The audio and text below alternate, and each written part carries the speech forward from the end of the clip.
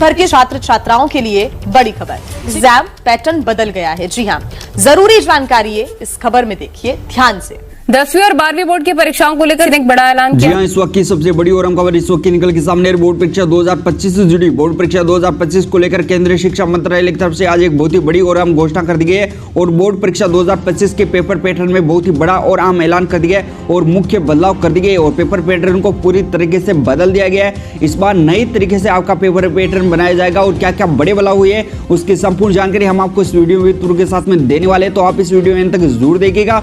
साथ ही आप अपने बोर्ड और राज्य के नाम भी कमेंट सेक्शन में जरूर लिखिएगा ताकि आपके बोर्ड और राज्य जुड़ी जब भी कोई अपडेट आएगी सबसे पहले आप तक पहुंच जाएगी। देखिए हमारी छोटी सी रिपोर्ट में एक बहुत ही बड़ी खबर। जी आप सबको बता दें, बोर्ड की परीक्षाओं को लेकर सरकार कई सारे और बड़े बदलाव करे। इसी बीच बोर्ड की परीक्षाओं को लेकर सरकार ने कल देश के सभी शिक्षा मंत्रियों के साथ में हाई लेवल मीटिंग आयोजित की गई, जिसमें बोर्ड की परीक्षाओं को लेकर अहम और बड़ा बदलाव करने के फैसले लिए। 10वीं और 12वीं की परीक्षा पैटर्न में मुख्य बदलाव कर दिए। जी राष्ट्रीय शिक्षा नीति 2020 को मद्देनजर रखते हुए ये सरकार ने 10वीं और 12वीं के पेपर पैटर्न में अहम बदलाव किए हैं। सबसे पहले बात करें तो जो बड़े क्वेश्चन है उसमें 10% की बढ़ोतरी कर दी गई। ये सरकार की तरफ से बड़ा और अहम ऐलान कर दिया। दूसरे बड़े बदलाव की बात करें तो वस्तुनिष्ठ प्रश्नों में से 20 से 30% इस बार आपको पूछे जाएंगे। वस्तुनिष्ठ प्रश्न आपके 20 से 30% इस बार ज्यादा आएंगे।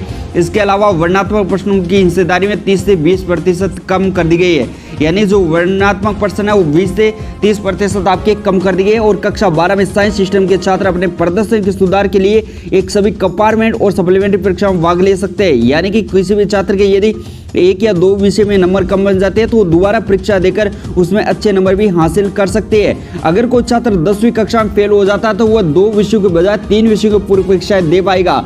यानी सरकार ने कर दिया है कि पहले ये था कि आपके 2 परीक्षा में यदि आपके नंबर कम बन जाते उनमें फेल हो जाते तो आप उनकी परीक्षा दोबारा दे पाते थे, और 3 ही विषय में यदि आप फेल हो जाते तो आपको फेल ही माना जाता और आपको अगले वर्ष भी परीक्षा पूरी देनी पड़ती। लेकिन अब ये सरकार ने बड़ा बदलाव करते हुए कहा है कि इस बार आपके 3 विषय में यदि आपके नंबर कम बन जाते या फेल हो जाते तो आप उनकी पूरी परीक्षा देकर फिर से पास हो सकते हो। ये सरकार की तरफ से बड़ा और अहम ऐलान कर दिया। इस पर आप क्या कमेंट सेक्शन में जरूर लिखिएगा। धन्यवाद।